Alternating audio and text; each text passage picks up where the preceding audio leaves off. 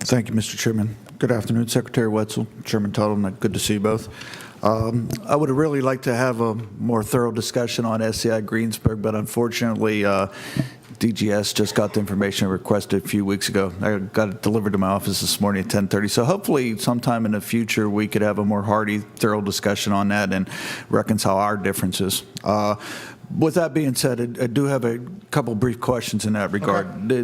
The original thought was there's a potential $23 million savings by closing Greensburg and Crescent. In your opinion, did that $23 million savings come to be? Yes. Yes. Is that before or after the $7.6 million payout? Even after. Actually, it exceeds that. Okay. So I mean, the cost benefit, if you look at if SCI Greensburg was not closed right now, their operating cost the last year in operation was $42 million. Mm-hmm. After the 7.6 payout, and what the gentleman's referring to is there's a thermal plant, and when there is a buyout for that thermal plant that just became possible the end of 2014, beginning of 2015. So the property was sold, so we have to buy it out. So the $7.6 million is the buyout number. So even factoring that in, there's still a significant savings. And just since this is appropriations hearing, a $7.6 million payout, is that something that is in your appropriation request for 15-16, or was that something that was in the this year's? 15-16. 15-16. Yes. So it's in the appropriations request, so we have accounted for it? It's in with offsets, right? Yes. Okay, thank you. Shifting gears, and this is for both you and Chairman Tuttle.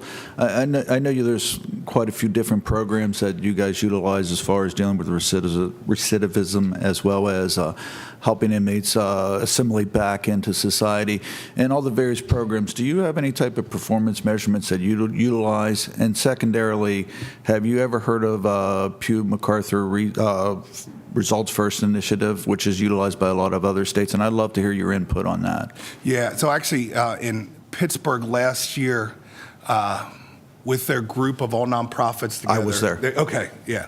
But I talked about the performance contracting. The performance contracting was possible because of our baseline recidivism. So we measure everything by that recidivism. Now we are couple years behind on drilling it down to specific programs.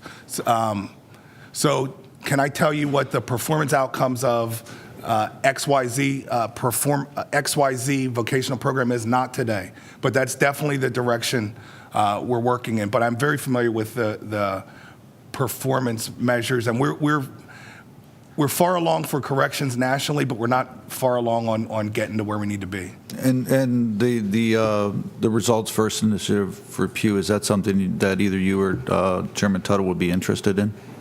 Yeah, certainly interested in finding out more information and seeing how it can fit with the existing data that we collect, Chairman.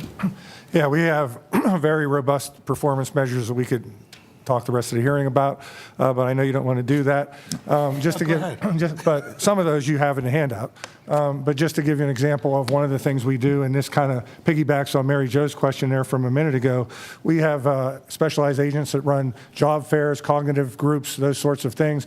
We find that, for instance, that these agents that are providing cognitive behavioral treatment to inmates are having a 23% reduction when they're dealing with those criminogenic needs that I talked about before, as compared to inmates in a control group that aren't getting that. So we have large performance measures that sort of are broad, if you will, and then we have sort of those, more refined measures, if you will.